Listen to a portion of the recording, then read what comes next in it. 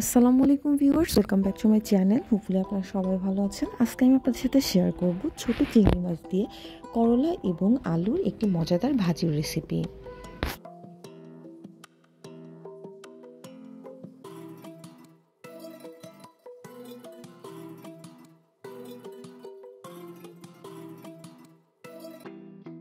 এখানে আমি 50 গ্রাম দেশি করলা নিয়েছি এবং নিয়ে নিয়েছি নতুন আলু। এখানে 4-5টি নতুন আলু ব্যবহার করছি। করলা এবং আলুগুলোকে প্রথমে খুব ভালোভাবে ধুয়ে আমি এভাবে কুচি করে কেটে নেব। এভাবে কাটলেই কিন্তু ভাজিটি খেতে ভালো লাগে।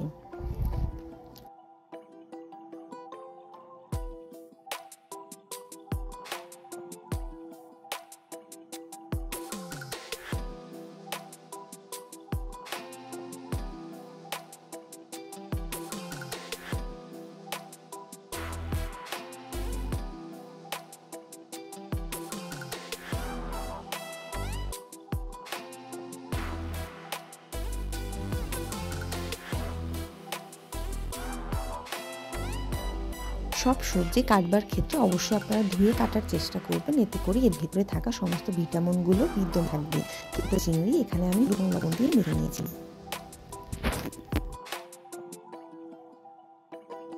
চুলায় কড়াই বসিয়ে তাতে দিয়ে দিচ্ছি হাফ কাপ পরিমাণ সয়াবিন তেল। এবার এর মধ্যে পেঁয়াজ, কাঁচামরিচ এবং চিংড়ি মাছগুলোকে ভেজে নেব।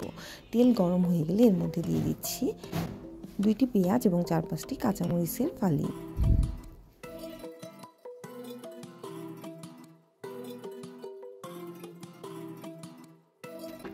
পেঁয়াজ এবং কাঁচামরিচগুলো হালকা নরম হয়ে আসলে এগুলো আমি এক সাইডে সরিয়ে দিব। সরিয়ে দিয়ে এর মধ্যে দিয়ে দিব আগে থেকে মেখে রাখা চিংড়ি মাছগুলো।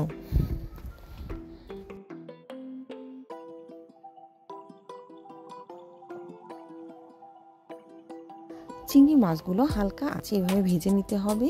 খুব কড়া আঁচে বেশি সময় ধরে ভাজলে এগুলো কিন্তু শক্ত হয়ে যাবে। এই জন্য হালকা আঁচে একটু সময় নিয়ে চিংড়ি মাছগুলোকে আমি লালচে বাদামি করে ভেজে নিব। যখন চিংড়ি মাছগুলো খুব ভালোভাবে ভাজা হয়ে যাবে তখন পেঁয়াজ এবং কাঁচামরিচের সাথে এগুলোকে আমি মিশিয়ে আবারও একটু সময় নিয়ে ভেজে নেব।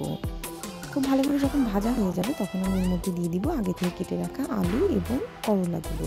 এখানে আমি একটি পেঁয়াজকে কুচি করে দিয়ে দিচ্ছি।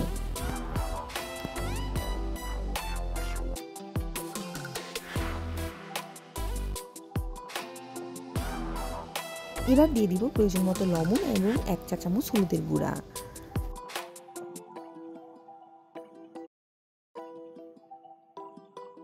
ভাজি করবার সমস্ত সময়টি চুলার জাল কিন্তু মাঝারি রাখতে হবে। হাই হিটে রাখলে কিন্তু করলা এবং আলুগুলো পুড়ে লেগে যাবে, অন্যদিকে সিদ্ধ হবে না এবং ভাজিগুলো খেতে ভালো লাগবে না।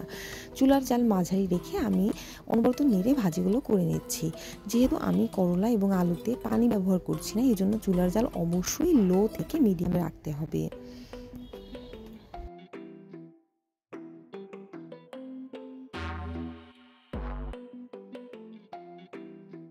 ভাজিতে অতিরিক্ত পানি ব্যবহার করলে ভাজিটি কিন্তু নরম হয়ে আসবে। আমি আজকে ঝরঝরে করে ভাজিটি করব, এই জন্য এর মধ্যে পানি ব্যবহার না করে এভাবে হালকা জালে অনবরত নেড়ে ভাজিগুলো করে নেব।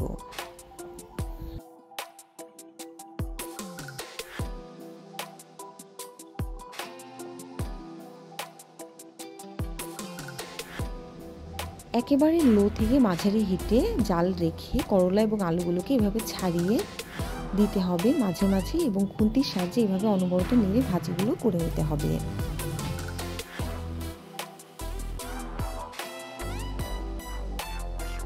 আপনারা যদি মনে করেন যে ভাজিটি লেগে যাচ্ছে, সেক্ষেত্রে অল্প পরিমাণ সয়াবিন তেল এতে দিতে পারেন। এভাবে অনবরত নাড়ার ফলে কিন্তু করলা এবং আলুগুলো খুব ভালোভাবে সিদ্ধ হয়ে যাবে এবং এভাবে তেলগুলো ছেড়ে দিবে।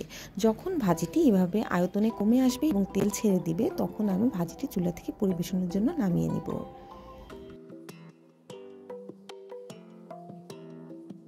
আমার এই টিপস এবং ট্রিক্সগুলো ফলো করে অবশ্যই আপনারা করলা, আলু, চিংড়ির এই ভাজিটি করবেন। আশা করি আপনারা আশাহত হবেন না। এভাবে ভাজি করলে কিন্তু খেতে অসাধারণ লাগে।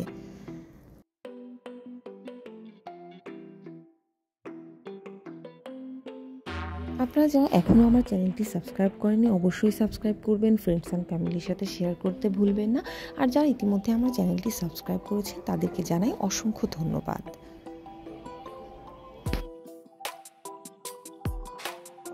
Thanks for watching my video.